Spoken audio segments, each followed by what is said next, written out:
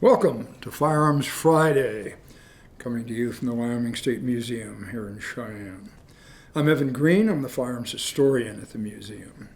And today, Dean Pedersen, our videographer, and I are doing our last series of videos because Dean is moving on to do other things.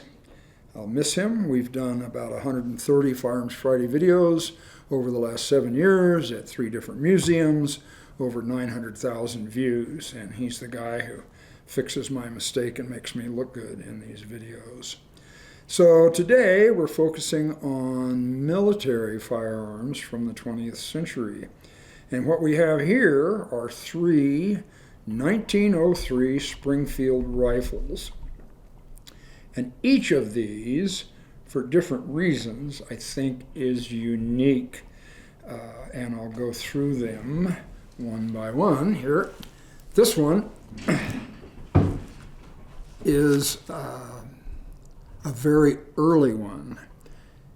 Springfield Armory, when production started on the 1903 Springfield, was making about 250 firearms a day.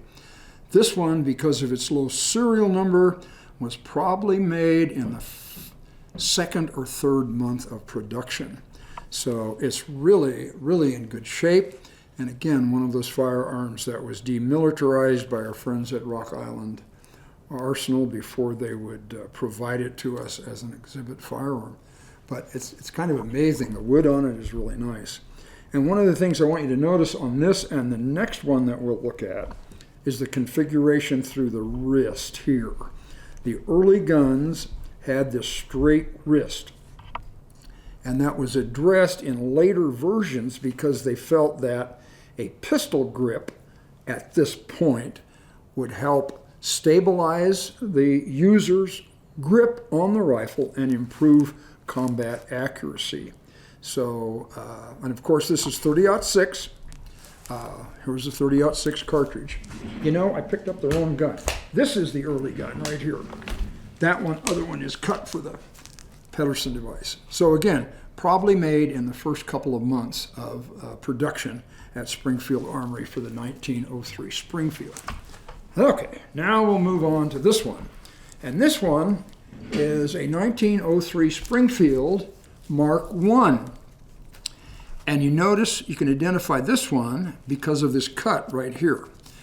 John Pedersen was a firearms inventor, and a lot of his patents give Jackson, Wyoming as his home address.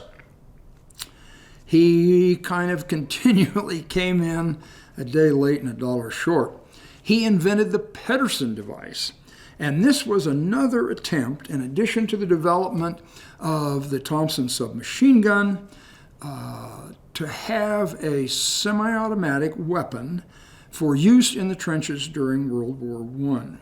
So what Pedersen designed was basically a semi-automatic handgun that fit into the bolt section. The bolt was removed, the Pedersen Device was inserted, had a 40-round magazine, firing a 30 caliber, a short 30 caliber cartridge. I couldn't find one. They were terribly expensive online, as were any of the original Pedersen devices that survived.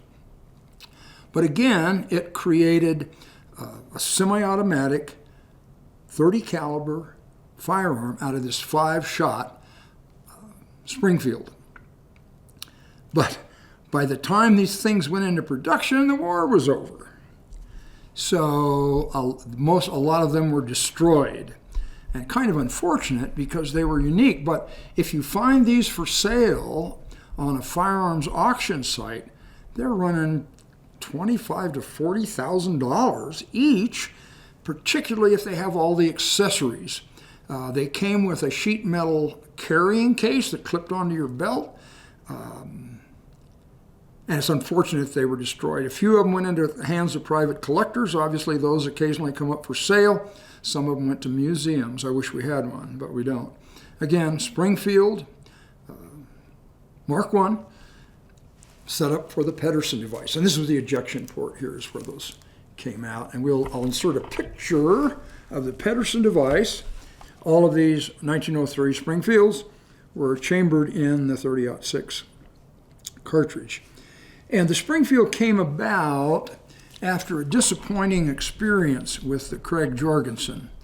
In 1892, the United States Army adopted the Craig Jorgensen, a rifle in caliber .30-40 or .30 government, and they also at that time adopted their first double-action revolver, a Colt chambered in Colt .38.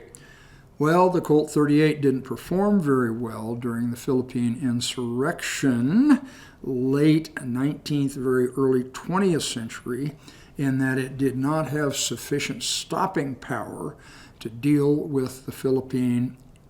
Some say they're insurrectionists, some say they were fighting for the independence of the Philippines. But as a result of that,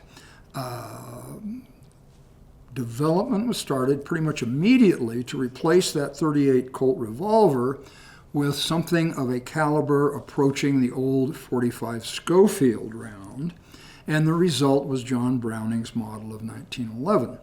And we were talking about Pedersen. Pedersen came in second on that one too, because he designed and submitted for trial a .45 caliber semi-automatic pistol, but Browning's design was selected. In 1935, the United States Army replaced the early bolt-action rifles with the M1 Grand, which was a semi-automatic firearm holding 8 rounds in an en-bloc clip. And Pedersen had submitted a semi-automatic .30-06 caliber rifle for those trials, but Grand's design was selected. So this is the last one I'm going to talk about. And I mentioned before that the ordnance people decided that a pistol grip would increase the ability of the user to hang on to that gun, steady their aim, and result in better accuracy. So they had a lot of these old straight wrist stock blanks. And this was their attempt to use those old obsolete blanks and create as much of a pistol grip as they could using those stock blanks. This, I think, was 1932 manufacture.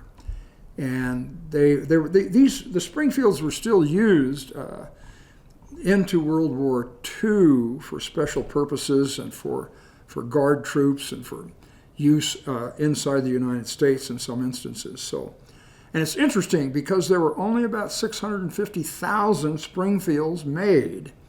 And for some reason, the .03 Springfield gets all the love. The 1917 Enfield, which we'll talk about here in a minute, doesn't get that kind of publicity. So, okay, 1903 Springfield. Sorry I started with the wrong gun here. I'm easily confused at my age. So, once again, thank you for watching our videos.